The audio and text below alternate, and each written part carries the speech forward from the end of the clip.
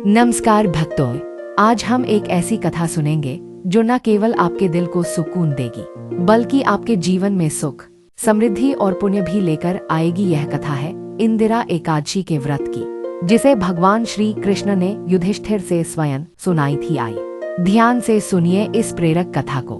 महाभारत के भीष्म पर्व में भगवान श्री कृष्ण और युधिष्ठिर के बीच इंदिरा एकादशी व्रत की महिमा को लेकर एक संवाद हुआ था। युधिष्ठिर ने भगवान श्री कृष्ण से पूछा था। युधिष्ठिर ने पूछा, हे कृष्ण, आप साक्षात भगवान हैं, कृपया मुझे इंदिरा एकादशी का व्रत और इसकी महिमा के बारे में विस्तार से बताइए। भगवान श्री कृष्ण ने उत्तर दिया, हे युधिष्ठिर, इंदिरा एकादशी का व्रत बहुत ही पुण्यकारी और प्रभावशाली है। जो व्यक्ति इस दिन उपवास करता है वह अपने समस्त पापों से मुक्त हो जाता है और उसे स्वर्ग का सुख प्राप्त होता है। भगवान श्री कृष्ण ने फिर कथा सुनाई जो इस व्रत के महत्व को स्पष्ट करती है। प्राचीन काल में एक नगर में एक ब्राह्मण था जिसका नाम वसु था। वह बहुत ही धर्मात्मा, सरल और सत्पुरुष था। उसकी पत्नी का नाम इंदिरा था। वसु और इंदिरा की कोई संतान नहीं थी, जिससे वे दोनों बहुत दुखी थे। एक दिन वसु ने भगवान विष्णु की उपासना की और उनसे संतान प्राप्ति का आशीर्वाद मांगा। भगवान विष्णु ने उन्हें आशीर्वाद दिया कि वे संतान प्राप्त करेंगे, लेकिन एक शर्त थी। भगवान ने कहा, तुम्हें प्रत्येक वर्ष इंदिरा एकादशी का व्रत पूर्ण श्रद्धा और विश्वास से करना होगा, तभी तुम्हारी संतान की कामना पूरी होगी।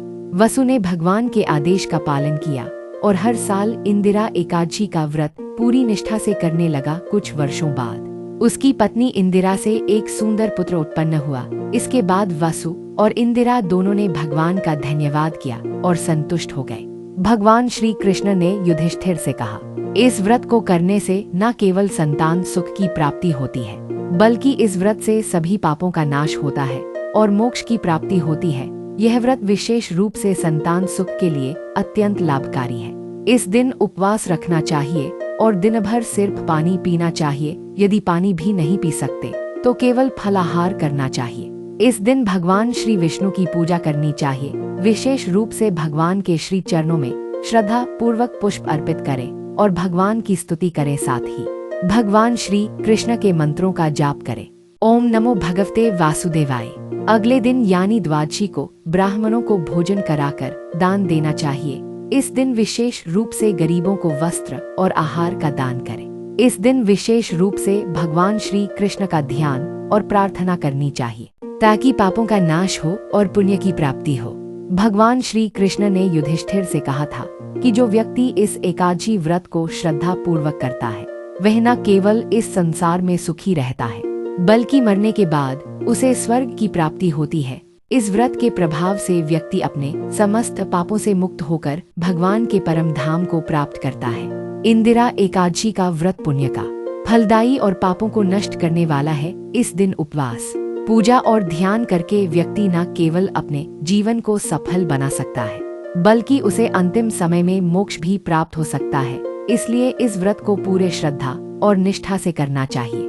यह कथा हमें यह सिखाती है कि व्रत और साधना के माध्यम से हम अपने जीवन में सुख, समृद्धि और पुण्य प्राप्त कर सकते हैं। इंदिरा एकादशी के दिन सोना निषेध माना जाता है। इस दिन विशेष रूप से रात में जागरण और भगवान श्री विष्णु का ध्यान करना चाहिए। रात में भजन कीर्तन करना और ध्यान लगाना चाहिए, जिससे व्रत का पुण्य और प्रभाव बढ़ सके। इस दिन आपको अपने वचन और आचरण पर विशेष ध्यान रखना चाहिए। मदिरा, तंबाकू या किसी भी प्रकार की नशीली चीजों से बचना चाहिए। झूठ बोलना या किसी से विवाद में पड़ना व्रत के पुण्य को नष्ट कर सकता है।